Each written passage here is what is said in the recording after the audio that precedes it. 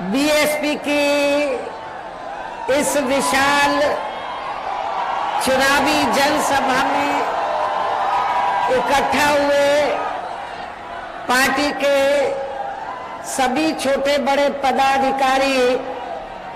एवं कार्यकर्तागण, आज आप लोग देश में व यहाँ आपके उत्तर प्रदेश स्टेट में भी लोकसभा के लिए हो रहे आम चुनाव में अपनी पार्टी के उम्मीदवारों के समर्थन में अर्थात आजमगढ़ मंडल से आजमगढ़ सदर लोकसभा की सीट से श्री मसूद सबिया अंसारी, लालगंज सुरक्षित लोकसभा की सीट से डॉक्टर इंदू चौधरी, घोसी लोकसभा की सीट से श्री बालकृष्ण चौहान, पूर्व शासक बीएसपी सलेमपुर लोकसभा की सीट से श्री भीम राजभर, इनके समर्थन में मुझे सुनने के लिए यहाँ इकट्ठा हुए हैं, तो उसके लिए मैं आप सभी लोगों का हार्दिक दिल से आभार प्रकट करती हूँ। वैसे आप लोगों को ये मालूम है कि हमारी पार्टी कांग्रेस, बीजेपी व अन्य किसी भी विरोधी पार्टी तथा गठबंधन आदि के साथ मिलकर नहीं, बल्कि अकेले ही अपनी पार्टी के बलबूते पर पूरी तैयारी व दमदारी के साथ ये चुनाव लड़ रही है। इसके साथ ही हमने टिकट बंटवारे के मामले में भी सर्व समाज के लोगों को उचित भागीदारी दी है, जिनको कामयाब बनाने के लिए अपनी पार्टी के लोग पूरे जी जान से लगे हैं। हालांकि आज यहाँ आपकी इकट्ठा हुई अपार भीड़ व भीड़ के जबरदस्त जोश को भी देखकर अब मुझे भी ये काफी हद तक भरोसा हो गया है कि पिछली बार की तरह इस बार भी आप लोग अपने प्रदेश से यहाँ लोकसभा आम चुनाव में अपनी पार्टी का बेहतर रिजल्ट जरूर लाएंगे। इसके लिए अब मैं आप लोगों का ध्यान कुछ जरूरी बातों की तरफ दिलाना चाहती हूँ, और इस संबंध में विशेषकर मैं कांग्रेस, बीजेपी व इनके अन्य सभी सहयोगी दलों के बारे में ये कहना चाहूंगी कि आजादी के बाद शुरू में केंद्र व देश के काफी राज्यों में भी ज्यादातर सत्ता यहाँ कांग्रेस पार्टी के हाथों में ही केंद्रित रही है, किंतु इनके अधिकांश मामलों में रही गलत नीतियों एवं गलत कार्य प्रणाली आदि की वजह से ही फिर इस पार्टी को केंद्र व काफी राज्यों की भी सत्ता से बाहर होना पड़ा है, तथा यही स्थिति इनकी सहयोगी पार्टियों की भी बनी रही है, जिसके कारण ही फिर पिछले कई वर्षों से बीजेपी व इनके सहयोगी दल केंद्र एवं काफी राज्यों की भी सत्ता में काबिज हो गए हैं, लेकिन इनकी भी ज्यादातर रही जातिवादी, पूंजीवादी, संकीर्ण, सांप्रदायिक व द्वेषपूर्ण नीतियों एवं कार्य प्रणाली आदि से तथा इनकी कथनी व करनी में भी काफी अंतर होने की वजह से अब ऐसा लगता है कि इस बार ये पार्टी भी यानी कि भारतीय जनता पार्टी भी केंद्र की सत्ता में आसानी से वापस आने वाली नहीं है, बशर्ते यदि ये चुनाव इस बार फ्री एंड फेयर होता है तथा आम चर्चा के मुताबिक वोटिंग मशीनों में भी कोई गड़बड़ी आदि नहीं की जाती है, और वैसे भी इस बार चुनाव में इनकी कोई भी पुरानी एवं नई चल रही नाटकबाजी, जुमलेबाजी व गारंटी आदि काम में आने वाली नहीं है, क्योंकि अब देश की जनता काफी हद तक इस बात को समझ चुकी है कि इनकी पार्टी ने अब तक देश के विशेषकर गरीबों, कमजोर तबकों, मध्यम वर्गीय एवं अन्य मेहनतकश लोगों को जो इन्हें अच्छे दिन दिखाने के असंख्य प्रलोभन भरे वायदे किए हैं तथा अनेकों हवाई व कागजी गारंटी आदि भी दी है, तो उनका जमीनी हकीकत में अभी तक इन्होंने लगभग 1/4 हिस्सा भी कार्य पूरा नहीं किया है, बल्कि इसके स्थान पर इनका ज्यादातर समय व ताकत भी यहाँ इनके अपने चहेते रहे बड़े बड़े पूंजीपतियों एवं धन्ना सेठों को ही ज्यादा से ज्यादा मालामाल व धनवान आदि बनाने में तथा इन्हें हर स्तर पर छूट देने व बचाने में ही लगी रही है, जिनके अधिकांश आर्थिक सहयोग से ही ये पार्टी व अन्य पार्टियां भी अपना संगठन चलाती हैं तथा चुनाव आदि भी लड़ाती हैं, जिनका काफी कुछ खुलासा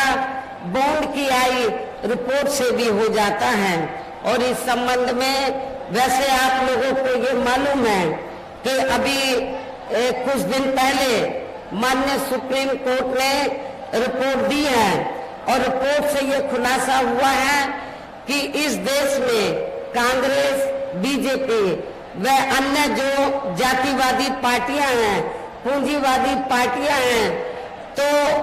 पूरे देश में बीएसपी को छोड़कर जितनी भी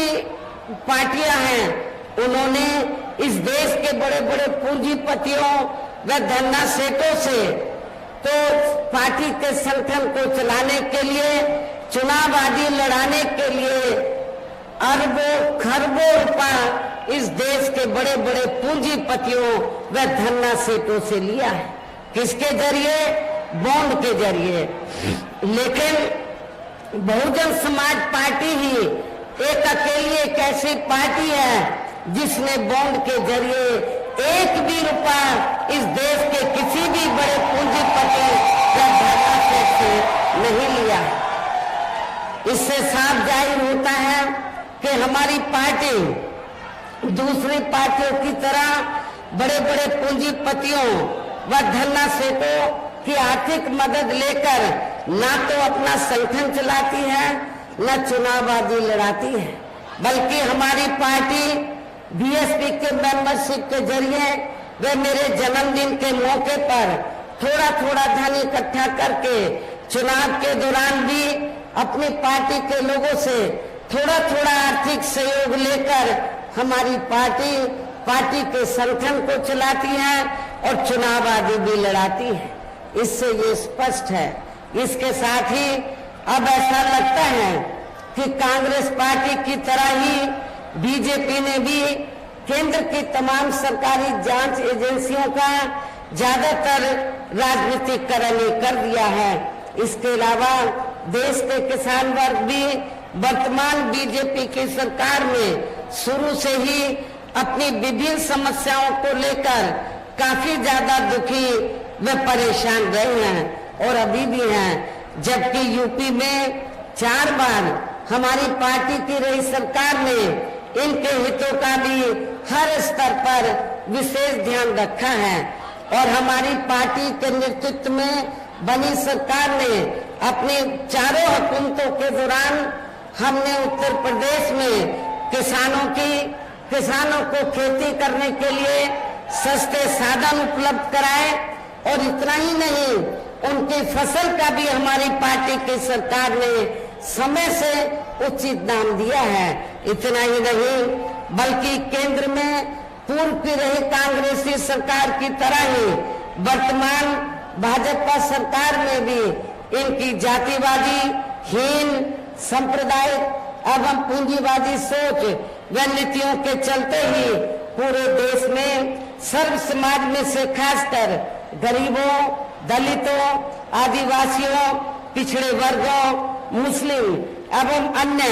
धार्मिक अल्पसंख्यक समाज के लोगों का भी पूर्ण रूप से विकास व उत्थान आदि नहीं हो सका है। और इस संदर्भ में वैसे आप लोगों को ये मालूम है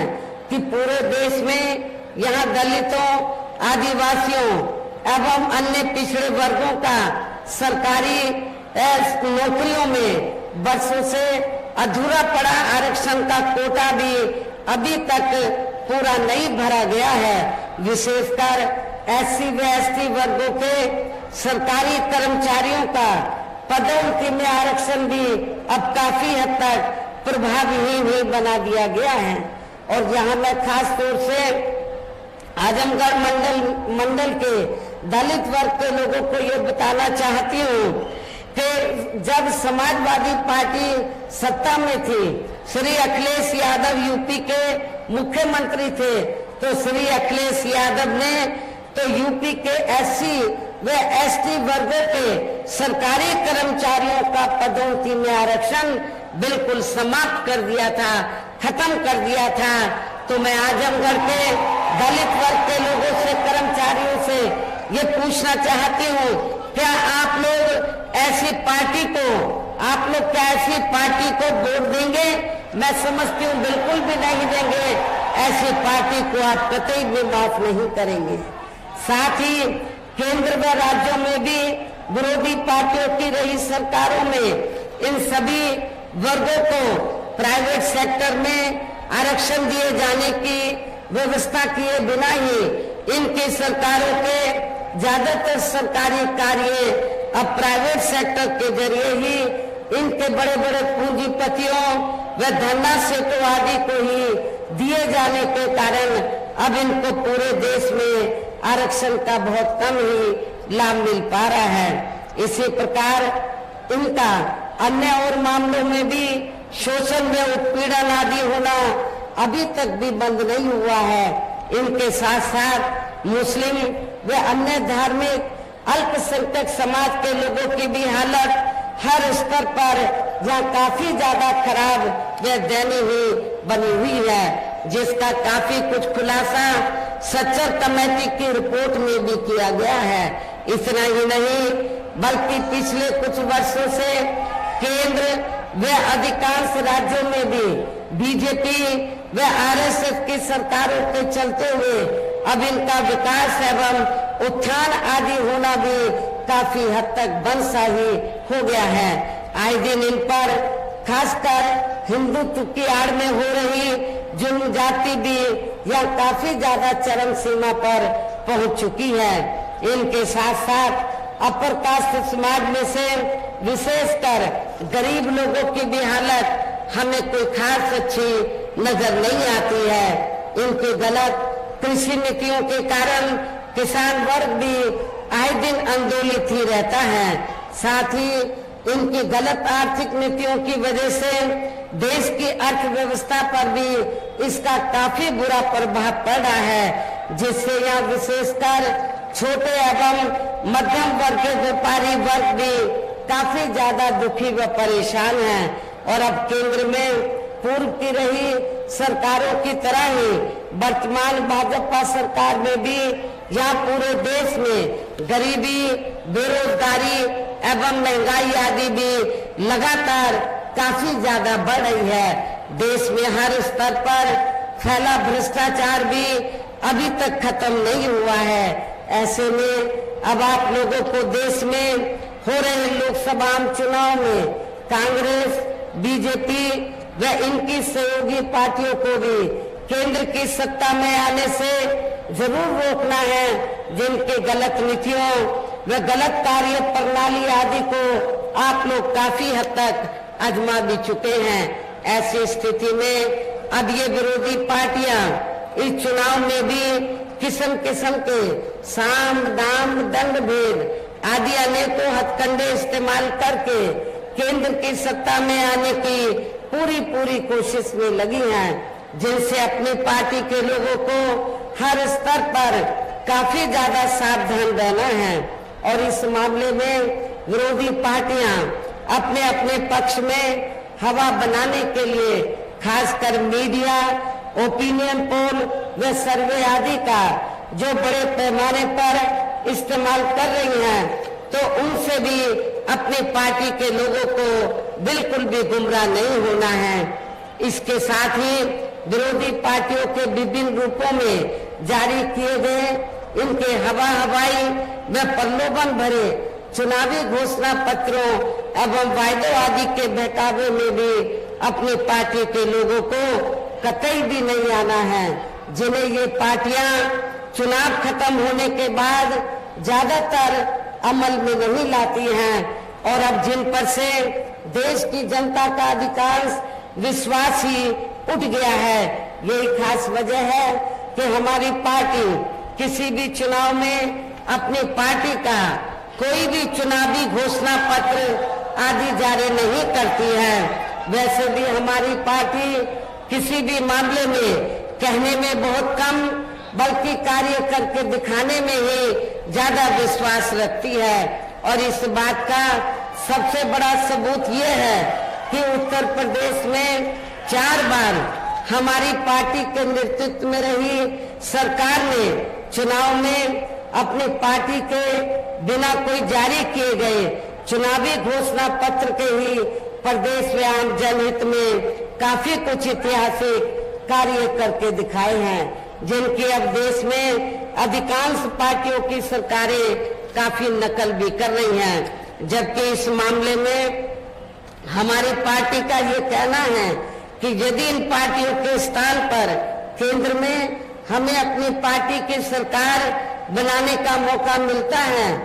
तो तब फिर हमारी पार्टी की बनी सरकार केंद्र में यहाँ अब तक रही सभी विरोधी पार्टियों की सरकारों की तरह केवल हवाई व कागजी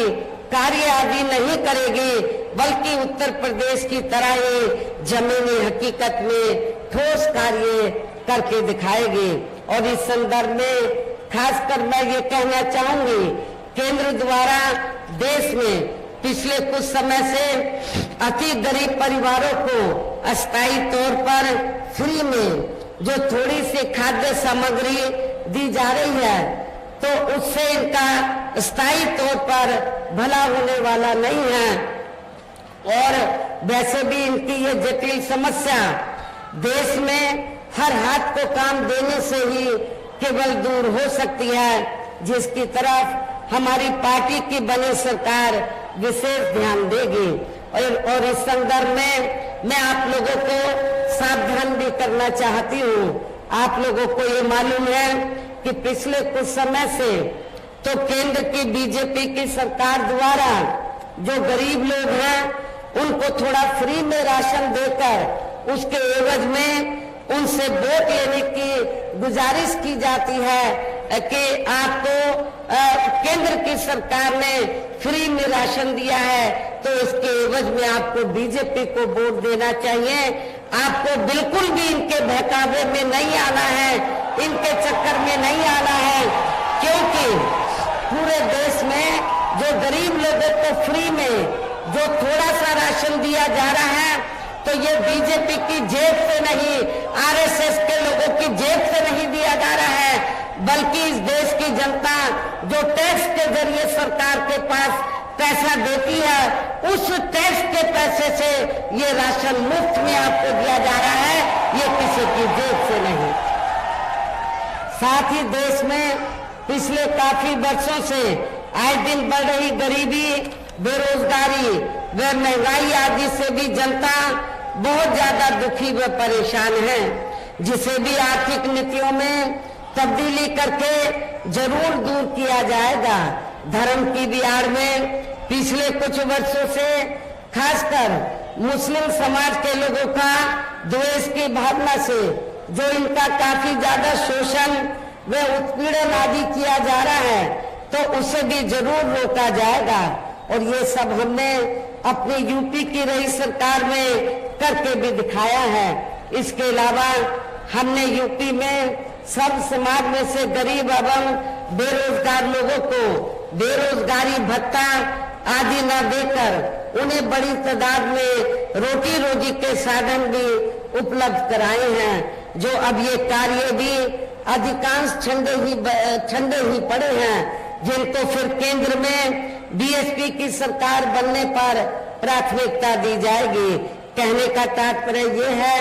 देश में इस समय हो रहे लोकसभा चुनाव में विरोधी पार्टियों के जारी किए गए उनके हवाई व प्रलोभन भरे चुनावी घोषणा पत्रों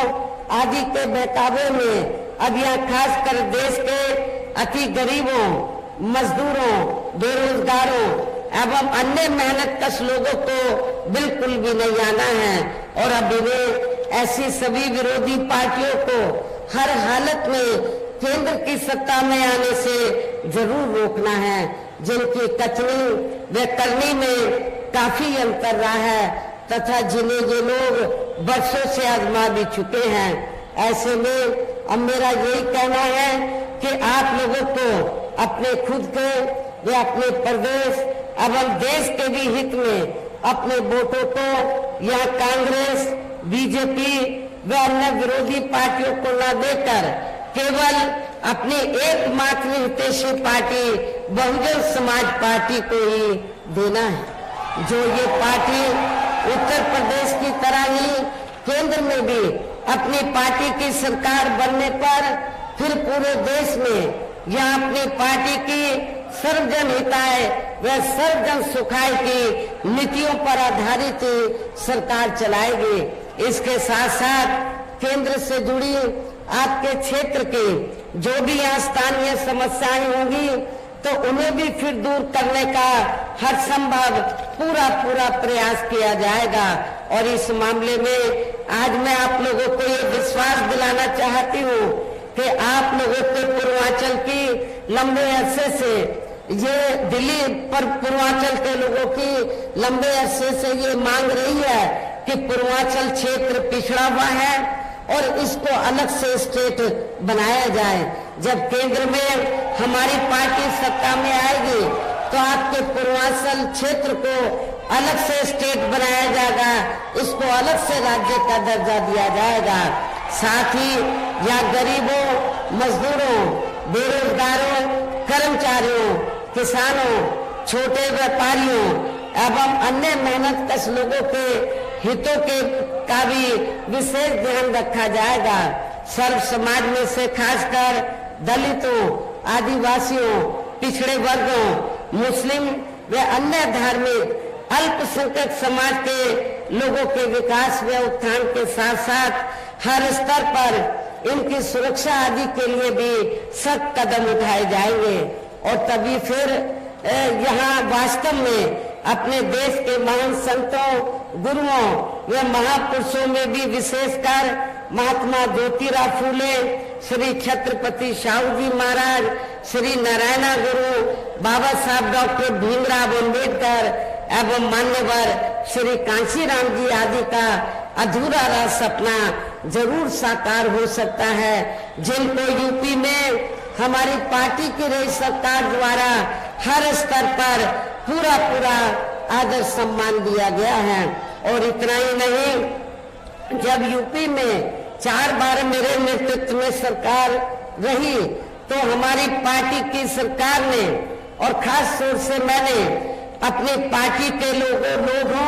या दूसरी पार्टी के लोगों जो गलत किस्म के लोग हैं उनको बिल्कुल भी बर्दाश्त नहीं किया था। हमारी पार्टी की सरकार ने उनके खिलाफ सख्त से सख्त कार्रवाई की। आप लोगों को मालूम है उस समय हमारी पार्टी का एक यादव समाज से एमपी था। मेरी सरकार बनते ही उसने कानून अपने हाथ में ले लिया। मैंने ये नहीं देखा कि वो बीएसपी का एमपी है, मैंने कानून व्यवस्था देखी, अपनी जिम्मेवारी का मैंने एहसास किया और मैंने उस मेंबर पार्लियामेंट को अपने मुख्यमंत्री के बंगले में बुलाकर तो उसको मैंने जेल के हवाले कर दिया था। इसलिए मैं आप लोगों को बताना चाहती हूँ, यदि इस पार्टी मूवमेंट को आगे बढ़ाना है तो आप लोगों को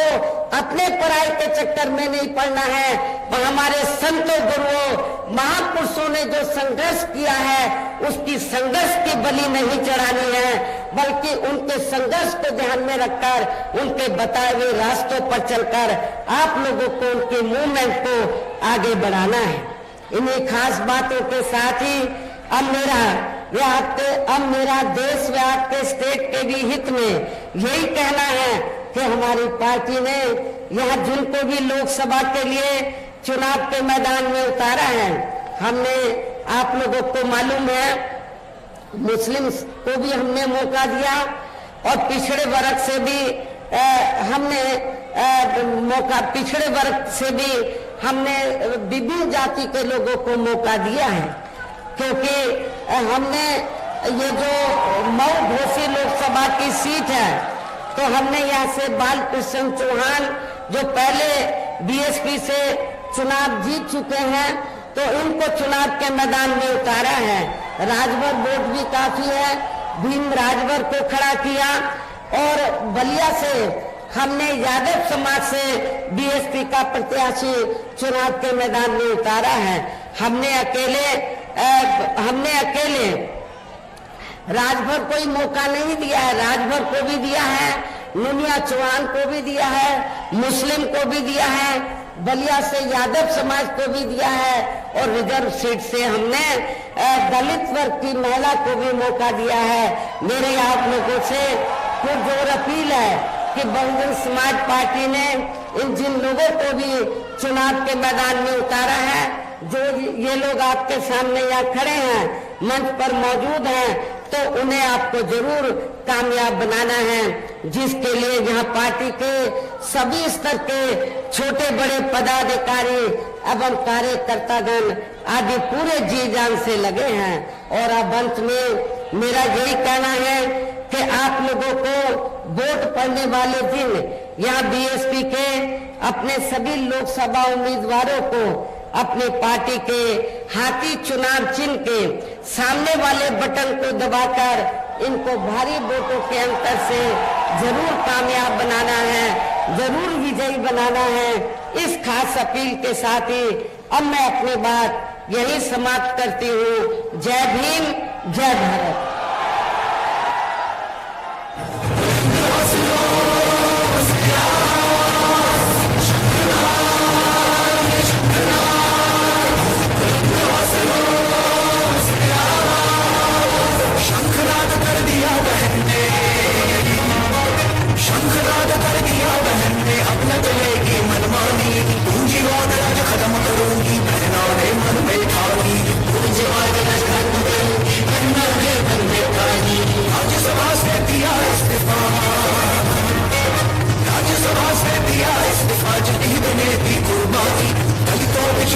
शोषण अब बहन कहाँ सहने वाली, पिछड़ों का शोषण अब बहन कहाँ सहने वाली। शंखनाद ये शंखनाद बुलंद हौसलों से आवाज, शंखनाद ये शंखनाद। सर्व समाज के हित में बहना लड़ने बड़ा ये निकल पड़ी, पूंजीवाद राज खत्म कर बोले ना माया जी है मन में ठानी। पूंजीवाद राज खत्म